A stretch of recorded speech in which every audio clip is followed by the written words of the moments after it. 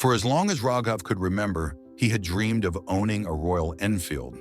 Not just any bike, but a classic black bullet with chrome that shimmered in the sun. As a teenager, he'd watch riders zoom by and whisper, "One day, that'll be me." That one day took years.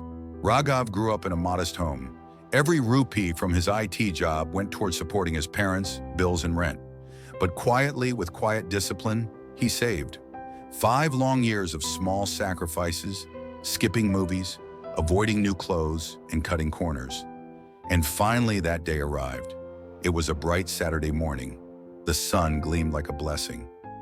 Raghav stepped into the dealership, palms sweaty, heart racing, and signed the final papers.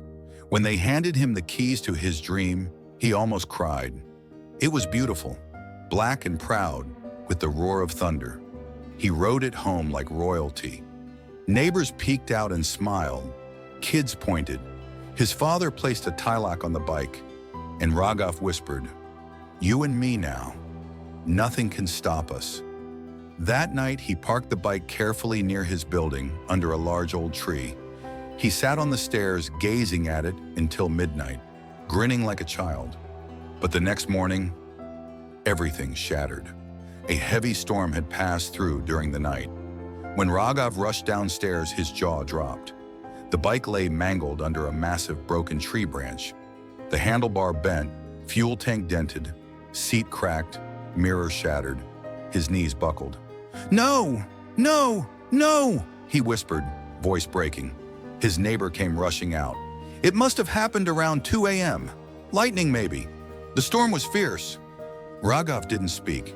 He just stood there, staring at the wreckage of his 5-year dream. Rage and pain boiled inside him. He walked away silently, went to his room, locked the door, and sat on the floor. "Why, God," he muttered. "Why now? Just one day. Couldn't you give me even one day to enjoy what I worked so hard for?" The whole day passed in numbness. That evening, not wanting to look at the bike anymore, he called a local mechanic. "Come take the bike. Maybe you can sell it for parts or repair it. I can't look at it."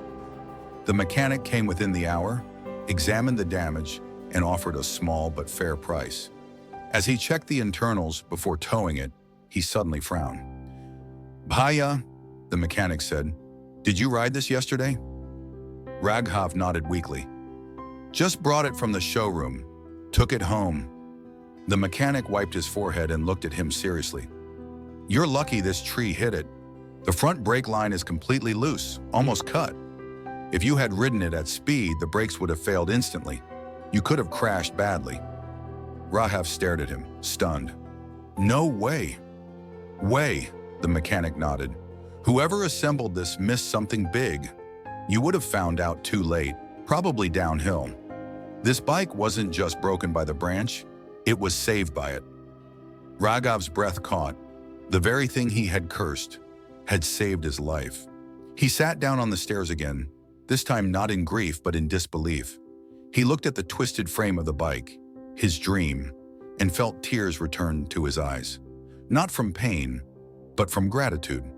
That branch hadn't crushed his dream. It had crushed a silent danger. But the story didn't end there. The next day, Raghav posted about the incident on social media, not to complain, but to share his realization. Sometimes what feels like a disaster is actually a blessing in disguise. His post went viral. People shared their own near-miss stories. Journalists picked it up. One blog titled it, "Broken Bike, Saved Life, a wake-up call to trust the bigger picture." A few days later, his office HR called him in. "We saw your story," she said with a smile.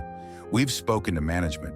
As a token of support and gratitude for your patience, for your faith, we'd like to gift you a brand new Royal Enfield. Safely delivered, inspected, with full insurance." Raghav couldn't believe it. 2 weeks later, he was back at the showroom. When he touched the new bike, his hands trembled. But this time, he didn't just feel joy. He felt awe and deep, quiet respect for the mysteries of life. Moral: sometimes the things that break your heart are the very things saving your life. Don't judge life too quickly. What seems unfair today may be the reason you're still breathing tomorrow. Trust the pauses, the detours, the delays. They're not always punishments. Sometimes they're protection in disguise.